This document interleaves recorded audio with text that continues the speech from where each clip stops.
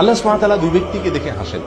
তাদের ভিতরে এক ব্যক্তি হলেন তিনি, যিনি প্রচন্ড শীতের রাতে আরামের বিছানা ছেড়ে দিয়ে শরীরে থাকা লেপ কম্বল ইত্যাদির উষ্ণতাকে উপেক্ষা করে ঝেড়ে ফেলে দিয়ে উঠে দাঁড়িয়ে যান এবং ওযু করে নামাজ শুরু করেন।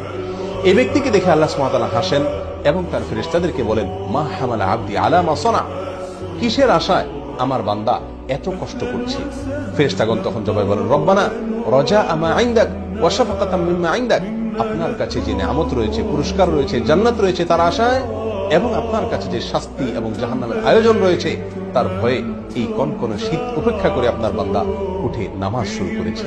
তখন আল্লাহ তাআলা ফেরেশতাদেরকে লক্ষ্য করে বলেন, ক্বাদ আতাইতুহু মা রাজা ওয়া আমানতুহু মিম্মা খাফ, তোমরা জেনে রাখো আমার বান্দা আমার কাছে যে আশা করেছে আমি তাকে তা দান করলাম, আর যে আযাব থেকে জাহান্নাম থেকে বাঁচার জন্য যার ভয়ে সে এমনটি করেছে আমি তা থেকেও তাকে নিরাপদ ঘোষণা করলাম। মুহাদ্দিসিনে কেরামের অনেকেই বলেছেন এখানে ফজরের সালাতে উঠার কথা ইঙ্গিত করা হয়েছে, যদিও বেশিরভাগ মুহাদ্দিসিনে কেরামের মতে তাহাজ্জুদের সালাতকে এখানে ইঙ্গিত করা হয়েছে। আর অপর ব্যক্তি যাকে দেখেও আল্লাহ সুবহানাহু ওয়া তাআলা হাসেন তিনি হলেন ওই ব্যক্তি যিনি আল্লাহর রাহে জিহাদ করতে গিয়েছেন এবং জান্নাতের আশায় জাহান্নামের ভয়ে তিনি নিজের জীবনকে বিলীন করে দিয়েছেন, নিজের জীবনকে অকাতরে আল্লাহর রাহে তিনি পেশ করেছেন নজরানা হিসাবে।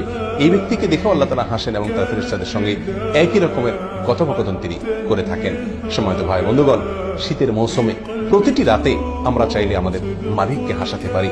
মুসনাদ আহমদে বর্ণিত এক হাদিসে রাসূল করিম সাল্লাল্লাহু আলাইহি ওয়াসাল্লাম ইরশাদ করেছেন, ইযা যাহিকা রাব্বুকা ইলা আবদিন ফিদ দুনিয়া ফালা হিসাব আলাইহি, দুনিয়াতে তোমার রব যদি তার বান্দার কোনো কাজে তিনি হাসেন তাহলে আখিরাতে ওই ব্যক্তির আর কোনো হিসাব গ্রহণ করা হবে না, বিনা হিসাবে সে জান্নাতে যাওয়ার সৌভাগ্য অর্জন করবে। যে সমস্ত লোকেরা নিজের আমল দ্বারায় দুনিয়াতে তার রবকে হাসাতে পেরেছেন এবং তার বিনিময়ে আখিরাতে বিনা হিসাবে জান্নাতে যাওয়ার সৌভাগ্য তারা অর্জন করবেন, আল্লাহ তাআলা সেই সকল সৌভাগ্যবান মানুষের কাতারে আমাদের সকলকে শামিল হওয়ার তৌফিক দান করুন। আসসালামু আলাইকুম ওয়া রাহমাতুল্লাহি ওয়া বারাকাতুহু।